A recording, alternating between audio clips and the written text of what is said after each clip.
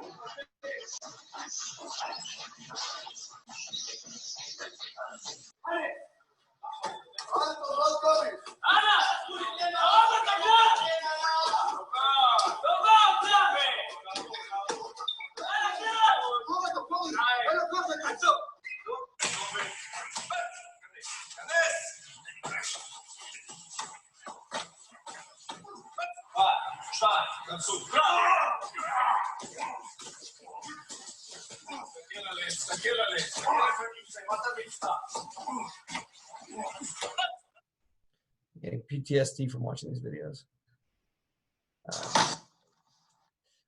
So that training session took place in 2010, which was the year that I drafted into the Israeli Defense Forces and began training for a counter-terror unit known as Duvdevan. Physically and emotionally, it was the most difficult period of my life.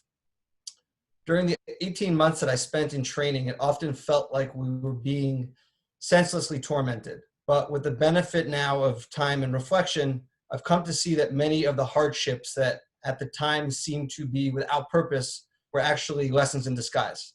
One lesson in particular stood out: the need to be resilient. As I think this meme masterfully illustrates, the only thing you can really plan for in life is that nothing will go according to plan. And as I've tried to figure out how to succeed in this new world professionally and personally, I found myself using strategies for resilience that I learned during my IDF service. There are 3 strategies in particular that I want to talk to you about this evening. The first is to recognize that you're not alone. The second is to find your purpose. And the third is to view setbacks as opportunities. You are not alone, which also means you're not special. Being a lone soldier is a bit of a paradox because your friends in the US all tell you that you're special, and then you get to Israel and Israeli civilians tell you that you're special. And if you're Jewish, you have a Jewish mother and she tells you that you're special. But to the army, you're just another soldier and you're expected to pull your weight, just like anyone else. So the danger in being told so often that you're special is that you might actually believe it. And if you're not being treated as special, you can begin to feel isolated and misunderstood. But if you're not special, then you're not so different from everyone else. And that means you're not alone. There's a quote by Mark Manson that I think sums up this concept quite nicely. The narrower and rarer the identity you choose for yourself, the more everything will seem to threaten you. For that reason, define yourself in the simplest and most ordinary ways possible. This often means giving up some grandiose ideas about yourself, that you're uniquely intelligent or spectacularly talented or intimidatingly attractive, or especially victimized in ways other people could never imagine. This means giving up your sense of entitlement and belief that you're somehow owed something by this world. Like a junkie giving up a needle, you're going to go through withdrawal when you start giving these things up, but you'll come out on the other side so much better. During that first training session, there was one point where we'd been in the push-up position for probably about 5 minutes on our knuckles. And as we struggled, our instructor told us to look around the room at the commanders. As we did, he said something that stuck with me. He said, every single person you see here went through exactly what you're going through. You're not special, and if they can do it, you can do it. What he said pulled me out of my own narrative about my individual suffering. He reminded me that I wasn't alone. The idea that being connected to others can help you be resilient really hit home for me during War Week. Shavua Milchama, or War Week, happens during the last week of training, and as you may have guessed, it's meant to simulate being at war. We walked about 15 miles each night with our full gear, and we slept, for a few hours at a time between drills. On the fourth morning, we were woken up and told we needed to head out towards an objective. So we put on all our equipment, and we took turns carrying the missile system, which weighed about 250 pounds, so we split it among 5 people. Eventually, it was my turn to carry these missiles, and they were very awkwardly shaped. They extend about a foot over your head when I was wearing them on my back. A few minutes later, we were told to put on our gas masks, and you can see one of those pictured over here, and open stretchers and put a soldier on each stretcher. There were only a few people to switch out the soldiers walking under the stretchers because there were several injured soldiers who were forbidden from participating in the stretcher march, and some people like myself who were carrying gear that was either very heavy or awkwardly shaped. A few minutes after we opened the stretchers, tear gas grenades started exploding, and I had a beard, so while my gas mask was effective at limiting my ability to breathe, it wasn't actually effective against the gas. So I am sleep deprived, being gassed, struggling to breathe, carrying bulky equipment, and I will admit I fell into a bit of self-pity. I was trapped in the narrative of my own misery. Our sergeant had run back to us from the front, and he gave me a shoulder tap and said, "They need you." It wasn't an order, it wasn't even a request, it was just an observation. I remember lifting up my head and I saw one of my teammates stagger, and I really don't know what came over me in that moment, but the next thing I knew, I'd run up behind him and taken my place under the stretcher, missile and all. Technically, the load had gotten heavier. I was one of 4 guys under a 200-pound stretcher, but actually, things got easier. I was suddenly part of something bigger, and I was not a single person suffering alone. I was part of a team with a common mission. This pandemic has been challenging and difficult, and during difficult times, I've at times fallen into the trap of focusing too much on my own problems. But by reminding myself frequently of my commitments to my family and to my friends and to patients through my job, I help myself realize and remember that I'm not alone and I'm not going through this alone. My team needs me and I need them, and there are people I can help if I just pick my head up and look around. I think staying in touch with friends and family is something that has really helped me, and Zoom has been really helpful for that. Josh, that's a great picture of you, by the way.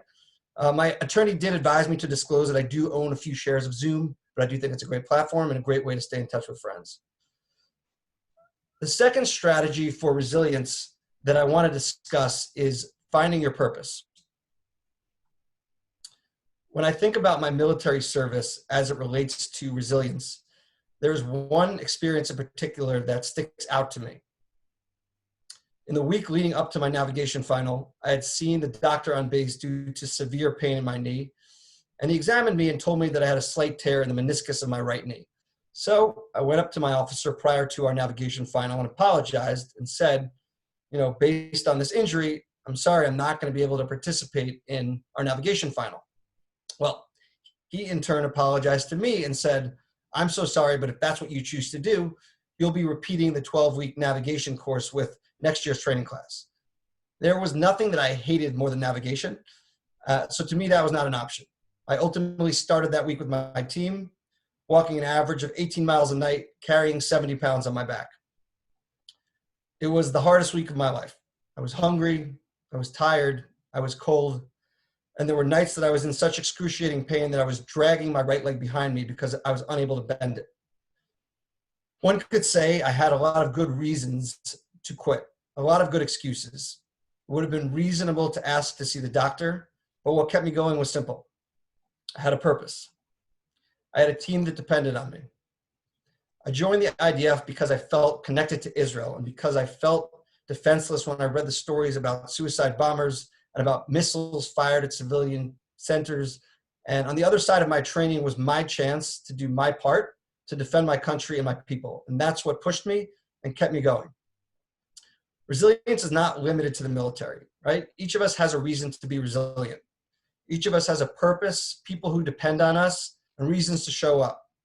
In this economy, if you're lucky enough to have a job, it is literally not a stretch to say that the economy also needs you.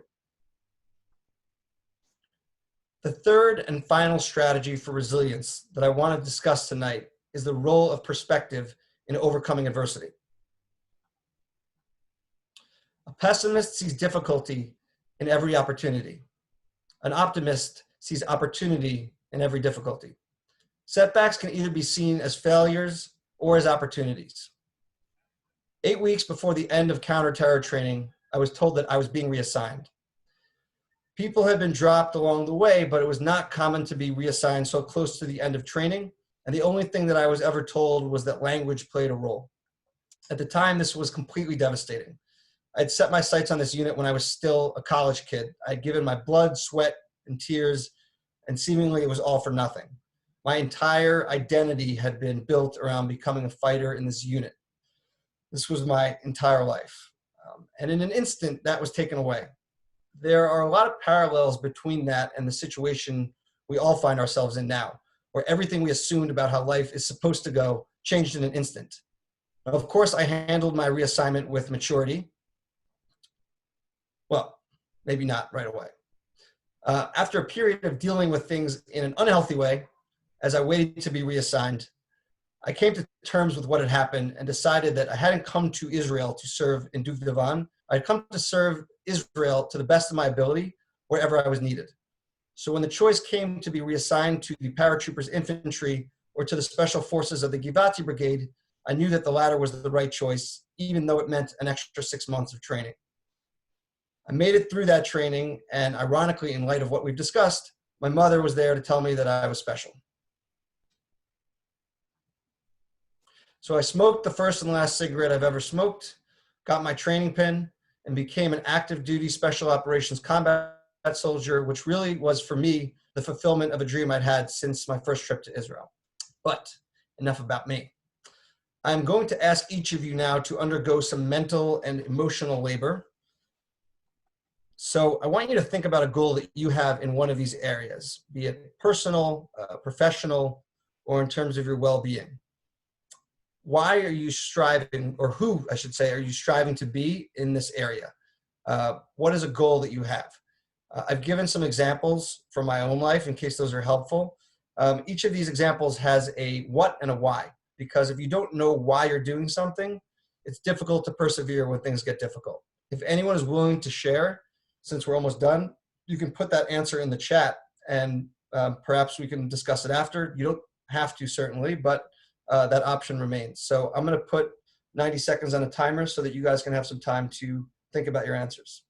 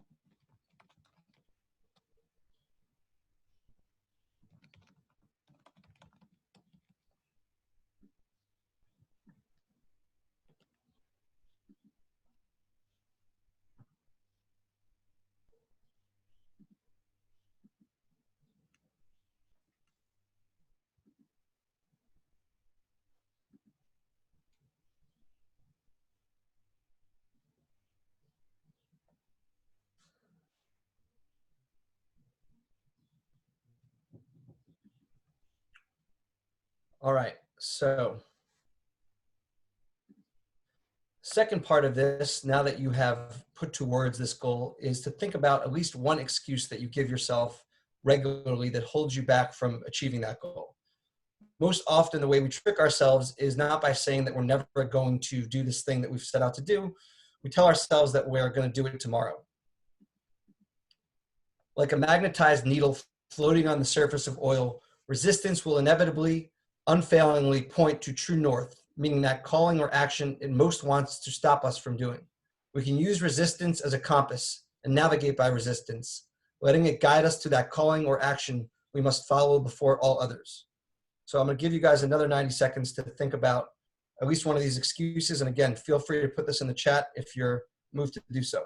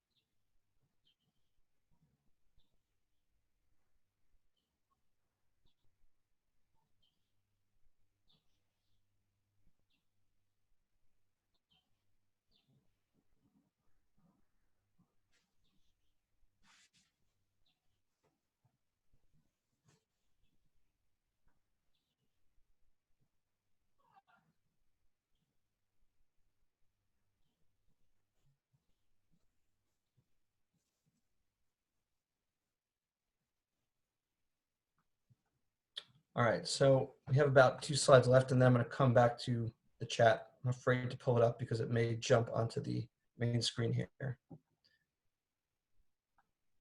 So hopefully you've just uncovered a couple of your excuses. And the truth is, on a daily basis, there are dozens of legitimate excuses that stand in the way of us achieving our goals and our potential. And in modern history, really, this has never been more true for more people than it is right now. There are legitimate reasons why you can't hit your goals, just like having a lot of kids is a legitimate reason to not write a book, and having open heart surgery is a legitimate reason to not work out, and losing an arm is a legitimate reason to be discharged from the military.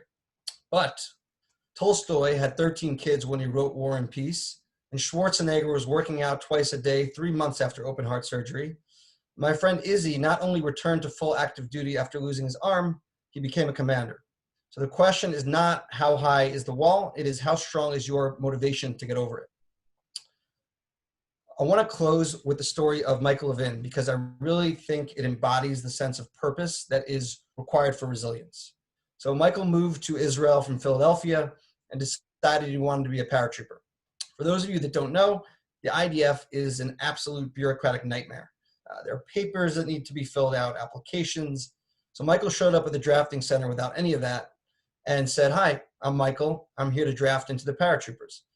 So the guy at the door looks at him and says, "Okay, where are your papers?" And he says, "Well, I don't have any papers." So the soldier spends the next 5 minutes rattling off all of the paperwork that has to be done. He says, "Do this, come back in 6 months. And by the way, you don't weigh enough to be in the paratroopers." So Michael smiles and thanks him, goes around the back of the building, pushes a dumpster against the building, and climbs in the second floor window.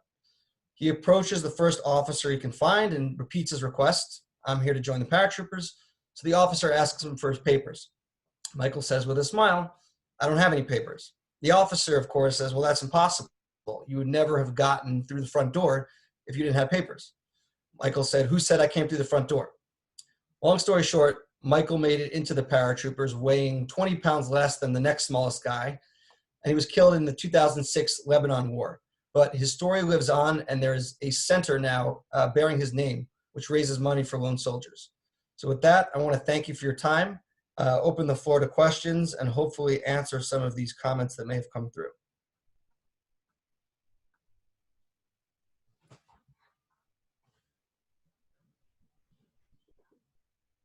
Justin, you still there? Yes, I am. Thank you so much, Corey. And, definitely that last part about Michael Levin definitely hit me personally. I remember when I first learned about him, learned about that story. Years later, when I think of Michael, I can't help but, smile and, I get teary. Like there's so many conflicting emotions just because of how unique person he was, unique personality was, and certainly, what he dedicated his life to. And certainly, he really gave it all for his people, for his country, and it's quite a beautiful thing. We do have one question to start us off with. I think that's a good question, especially just, with media today, we kind of see one side of how things appear to be versus what the real world, what they actually are. This question is, are you a fan of Fauda? And if so, is the show as real as depicted or is your experience in the military effectively as real as it is depicted in the series? Or what is the similarities or what are the differences? Yeah, so Fauda doesn't really claim to be, the lead character, the guy that wrote the show, wasn't Duvdevan, but it doesn't claim to be that unit. Some of the episodes feature real missions that the unit went on. I don't want to get into which ones on a public forum, but obviously most of it is pretty out there. Some of that stuff would be done by a reserves unit, professional soldiers, not soldiers during their first 3 years in the military. And some of it is obviously Hollywood. But I think anything that gets the conversation going and humanizes the situation is good for dialogue, right? The truth is, Israelis think it depicts the Palestinian cause in a certain way. Palestinians think it depicts the Israeli cause, but at least it's facilitating conversation, which I think is always important. Another question we have from Mike is speaking fluent Hebrew an impediment to joining the IDF? Which I think is a really good question, considering, for many of us, we know Israel is such a, immigrant-friendly country in terms of Olim Chadashim, in terms of even lone soldiers. Obviously Jews are coming from all four corners of the earth every day, to join the Jewish nation, to come back home. But obviously that comes with its challenges, especially when it comes to acclimating to the culture, learning Hebrew. So what is kind of your experience with that as it translates to IDF service? Yeah. Well, without blowing up anyone's spot who's on this right now, there is a friend I have on here who still doesn't speak Hebrew and managed to make it through the military. So it's not easy, that's for sure. And I showed up with a couple semesters of Hebrew, but I have friends that showed up with none. They're much better learners than I. But ultimately, it is the Israeli army, and they speak Hebrew. And so it obviously creates a great deal of frustration if you're not able to speak the same language. And it will certainly prevent you from being in certain units, as my case, I think, indicates. But, there's no better place to learn Hebrew than in Israel. So I guess if the question is asked because someone is thinking about joining the IDF, my advice would be to just go and begin to learn Hebrew where it's spoken every day. Another question we have from Mendy is, how do you recommend finding your why? And I know that could be a very existential question, it could be a very broad question, but answer it the way you'd like. Yeah, leave it to the rabbi to throw me a fastball, huh? Yeah. I guess for me, at least, I can give you kind of the military context.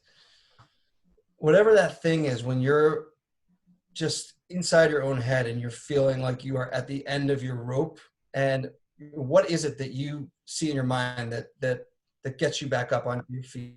Like, what is that thing that pulls you forward? And it doesn't need to be so dramatic as in a military context when you're walking with a broken leg. It could be, the people that depend on you for, if you're the breadwinner in your household, right? In this economy, it's not easy to find a job. So if you have one, your purpose could be keeping it, right? It doesn't have to be this big grand thing. It's whatever keeps you going, right? My purpose is not going to be the same as Justin's, right? We have different things that motivate us, and no one is better than the other, right? Some people's passion is advertising. That's awesome, right? Live your passion. For every person, it's different. I think it's a journey to figure out what it is, and maybe the journey never really ends. So in terms of how you find it, I guess introspection, therapy. Sorry, I don't have anything concrete. While we're having some more questions come through, and by all means, guys, please use the Q&A function. Corey would love to share his thoughts about what you're thinking. Certainly, I would as well.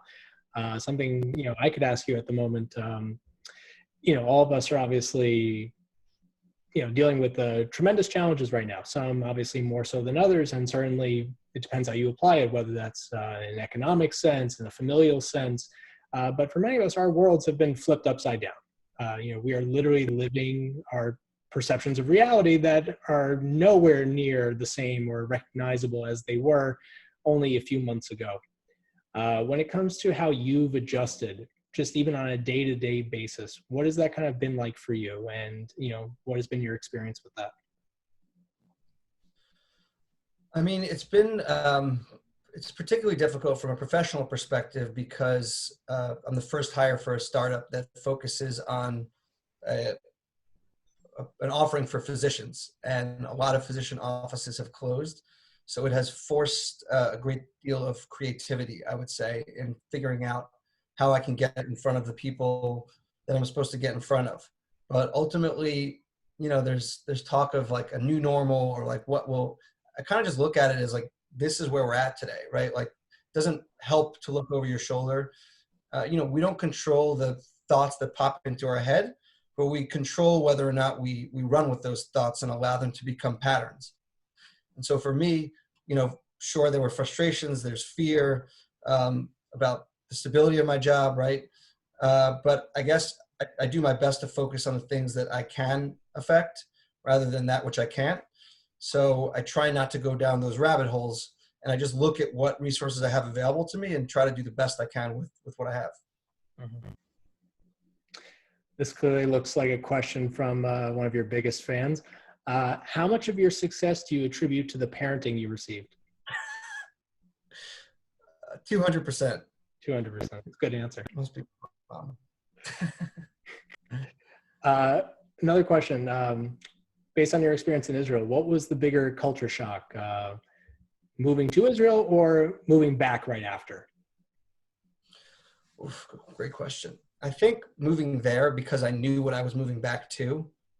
You're used to America, like you wait in lines, people are polite. If you don't see someone being escorted out of the phone store at least once when you've gone to visit, you're probably not in the country of Israel. When the trains went down, they had to put like armed guards at the bus station to ensure that people didn't run each other over. I mean, there's this just get after it mentality that is foreign, I think, to a lot of places in America. Not as much to New York City, but certainly to New York as a whole. I think it definitely living there made me more Israeli, for better and for worse. But I would definitely say the transition to Israeli culture was a huge shock, and not something I really anticipated when I thought about the challenges that I would face in the military. Another great question we have from Nicole. Can you recommend your favorite books on building a growth mindset on Israel or generally? And also kind of to add to it, how or when do you prioritize reading in the midst of your busy day? Yeah, so I think Viktor Frankl, Man's Search for Meaning, is personally one of my favorites. He was a psychologist interned at Auschwitz, and I think Mendy wrote it in the chat here. I'm not sure if that's a quote from Frankl, but the concept of his book is if you have a why and you have what to live for, you can push through. I also decided to read Stockdale's book, Philosophies of a Fighter Pilot. He was downed over Vietnam and spent like 6 or 7 years in captivity. And I think at the beginning of this pandemic, I was feeling a bit like I was stuck in captivity. So looking to him to give me some advice was awesome. The one that I read most recently that I found really interesting was Breaking the Habit of Being Yourself by Joe Dispenza, that just talks about what I alluded to before, right? These patterns that we kind of get into that don't always serve us. And even being able to recognize the ways in which your brain tries to trick you into not doing what you think you should or doing what you know you shouldn't was really insightful, right? Because when you start doing those things or thinking those things, all of a sudden you can kind of recognize them in the moment and hopefully, do what you're supposed to and not what you're not supposed to. In terms of when, thank you for clarifying that. So in terms of when, I try to leave myself at least 20 minutes every night before bed. It's the first time in my life, truthfully, that I've been able to stick to a schedule because there's no events in the evening that can keep me up, right? I can go to bed by 12:30 every night. So I try to be in bed by 12 or 12:15 with a book in my hand to try to, keep getting smarter. Funny enough, or at least not get dumber. It's funny. It's funny. This whole ordeal has made me quite a reader, and something that I did not anticipate happening. And I also think I have some family in the audience right now. I think this might shock them as well. I mean, I was not known for being such an avid reader growing up. It was not one of those things that I had the attention span or necessarily the interest for. But some of the books I've been reading lately, which I think can be very helpful dealing with what we're all experiencing right now, actually relate to Kabbalah. There's a great author, Rabbi David Aaron, and a lot of his books very much focus on, a lot of it's Kabbalah 101, but it's written in a way that is very digestible, very understandable. And when it comes to a lot of the content, it involves very much not, trying to decipher what is happening to you or like how all these external factors relate to you, but really how do you reorient yourself to experience the things that are entering your world. And through that reorientation, you obviously perceive reality very differently, and it allows you, to really have that strength and to have that wisdom to obviously persevere. So I highly recommend some of his books, in particular, Secret Life of God, Seeing God, Endless Light. I can't say enough positive things about them. Awesome. Trying to see if we have any other questions here. Here's an interesting question. Did you serve with any non-Jewish soldiers in the IDF, and based on your perception, how are they treated? I had a Druze soldier in my in the second unit that I was in. I think he happened to be funny, and he was treated like a funny guy. Like, I don't know that there was any specific. The Jews don't have to serve. For them, it's also volunteer. So I think it was viewed as kind of a pretty cool thing that he decided to intentionally enlist in the military. And I had a Christian on my team as well, whose parents had lived in Israel for forever. And I don't think they were seen really quite differently. It's kind of that thing where you might have been told you were special, but once you get there, everyone's expected to pull their weight. Everyone's expected to be part of a team. And, it's interesting, right? Because you're in a job for 3 years with people that you didn't choose. And there's no quitting that job, right? It's not like a regular job where if you don't like your coworkers, you get to leave. So you don't necessarily like everyone, but you come to respect everyone because you need to have their back and they need to have yours. It's that simple. Hmm. Out of curiosity, based on your experience and certainly based on your love and connection, to the land of Israel and obviously to its people, do you foresee yourself going back at any point in terms of moving? Yeah, I don't know. I think about it a lot. I kind of feel like, probably speaking for most of my friends that are lone soldiers that live here, that we kind of live between these two places where the financial opportunities and our families live here, but certainly there's part of you that is always drawn to Israel. And I think, like, in an ideal state, I could be between these two countries to some extent. But it's definitely something that I think about. And I will take that last question whenever, so Sure. I'm not going to shy from it. Actually, here, just to kind of add to that, based on what you're saying, what would you describe for you are sort of like those two sort of like competing forces that are pulling you between, the place that you obviously grew up in, that is very familiar, that is very comforting just because it's, your the environment that you were raised in by circumstance, versus the place and the culture that is obviously a deeper part of who you are and really kind of like, more, part of like who you are really as a person, like in your soul and in your mind. Like, what does that conflict look like, or how does that present itself? You know what? I don't need to pay a therapist. I got you. Exactly. I'm free next Tuesday. I think there's a certain energy, to anyone who's been there for any period of time, you don't have to be Jewish to feel this, but I think being Jewish certainly helps. There's one Jewish country in the world, right? Everywhere else you go, it's a melting pot of religions, but Israel, though it contains people of many religions, is a Jewish state. And there's something unique about that. Israelis can be prickly and they can cut you in line, but ultimately, I remember being on a bus with my uniform and gun, speaking on the phone in English, and some woman that I never met was like, "Do you have a place to go for Shabbat? And are you single? I want to set you up with my daughter." Like, these things don't happen in other places in the world. There's an immediate connection that you have to the people around you because of a shared ancestral history. And it's hard to kind of put to words what it feels like to know that. I really at times feel like if I was really down on my luck, I could just literally knock on the door of any building and find someone that would help me. It's a community that I think you can't really find outside of Israel. You don't have places like kibbutzim where kids are raised running around without fences in America, right? I mean, it's a really unique and special place. So I think that is the pull. And you mentioned well, kind of all of the things that pull me to the U.S. For me, being passionate about healthcare innovation, we are in kind of the ground zero of massive healthcare systems that could really benefit from some change. And so that's a big part of what pulls me here is trying to solve problems that matter. No, it's all good reasons. And yeah, I mean, from my experience personally, I didn't serve in the IDF, but I lived in Israel for a year after college. And, that was a transformational experience for me to the point where obviously even now we're talking, wow, close to a decade later, there are many ways I feel like a foreigner in the United States compared to my experience in Israel. And that's always kind of a back and forth for me as well. So it's, that place changes people. Yeah. Maybe we can room together one day when we move back there. Not sure if my wife would like that, but see what happens. Here we have some other questions.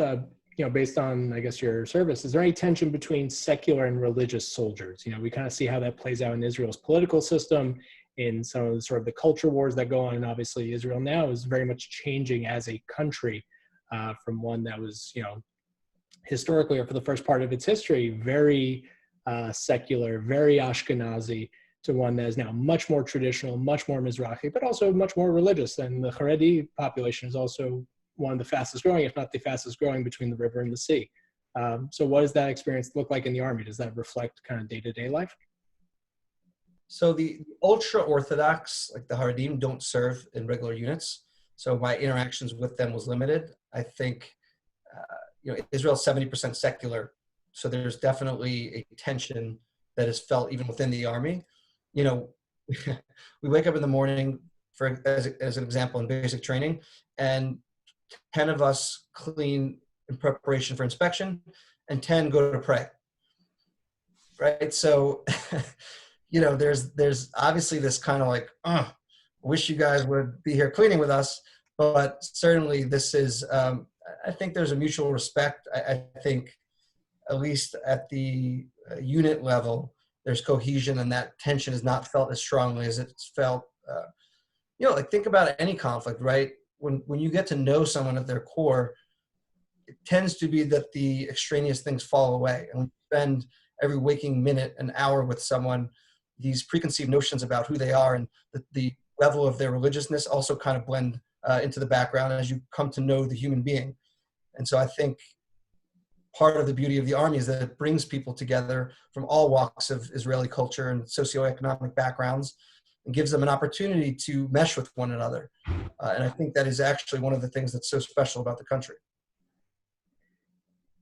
No, I couldn't agree more. Actually, I really like this question, and specifically to kind of go back to sort of like the focus of your presentation, your discussion earlier.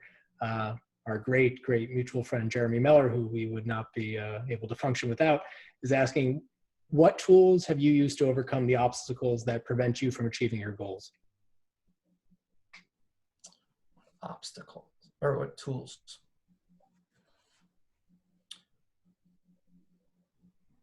I would say, the smartest people that have ever lived have left their thoughts for us in the form of books and writings. And so when I read books like Viktor Frankl, I feel to some extent like I'm having a conversation with a brilliant psychologist. So I really think exposing myself to ideas about people who have overcome far, far greater hardship than anything I've ever dreamed of, let alone done, certainly gives you perspective and gives you tools to think about how you can, in your own life, overcome the things that burden you. So, I think having a strong friend group to turn to, having a strong connection with family, I think the people around you pull you up or pull you down. So it's important to choose wisely who you surround yourself with. But I think reading books by intelligent people is another way to quote unquote surround yourself with smart people. So that's been helpful for me. Awesome. Yeah, and even for me personally, in terms of, and obviously this is more, I guess, applicable to our current set of circumstances. I'm in the very unique and fortunate position that my upstairs neighbor happens to be one of my best friends from high school. Used to actually be my roommate, and so it's kind of funny. I get my married life on one floor, my bachelor life on the other floor. But given the current circumstances, we've kind of been like more or less cohabitating together. And, for us to have, a close friend, that we can obviously lean on and, really kind of share our thoughts with him this time. And for him, his fiance doesn't even live in this country. They were supposed to get married earlier, and that's obviously not happening right now. So to really like have that support system and to be there for each other, the more you kind of give, I feel very much you receive in turn.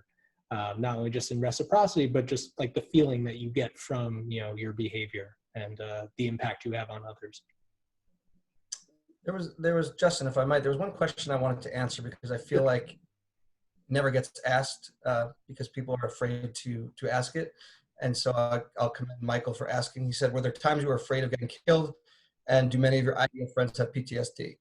So I think in general, the military is nothing like the commercials. It's a ton of doing nothing, being bored senseless, and then being scared senseless in very small increments, right? I think anyone who has rockets flying over their head that doesn't feel some degree of fear is crazy. I think when you're in the midst of a moment, like a riot or whatever, you're not really thinking about fear. You're thinking about what's in front of you. It's fight or flight. So when you have some impact over the outcome, like on a mission, I think that fear is felt less intensely than if you're being shelled and you have nowhere to go and nothing to think about except what would happen if it hit too close. So certainly there were times where I was afraid. I think PTSD is something that has not been talked about enough until the recent past. As I think most people know, something on the order of 20 veterans of the U.S. Armed Forces kill themselves each day. And I think it's something that's beginning to come to light in Israeli culture as well, the impact that the military has on people and the stress that it can have. Rates of suicide among soldiers are not published, but I think more and more people are beginning to demand answers of the government, of the military, as to how they're going to address the fact that being in the military can give you PTSD, right? You're put in situations that are incredibly traumatic, and there has to be some recourse for folks who really struggle with that. So I think the Army is beginning to get a hand on that and beginning to help the folks that are struggling with that. Fortunately, I don't think I have any. I probably did when I first got back after the 2014 Gaza operation, but fortunately today, I don't think there's any lingering remnants. No, thank you for sharing that. It's certainly something that, like you had mentioned, it's, I'm not sure if stigmatized is too strong of a word, but, even I remember when I lived in Israel, I had, roommates who served. I had friends who were also Anglo-Olim, who obviously went on to serve as lone soldiers. And that was definitely something that was not talked about, or it was just not something that was really part of like a mainstream discussion.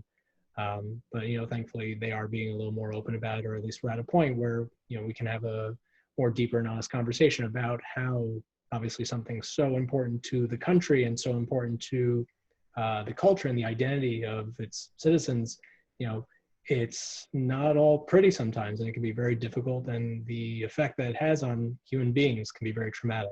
So it's really important that that's being addressed now.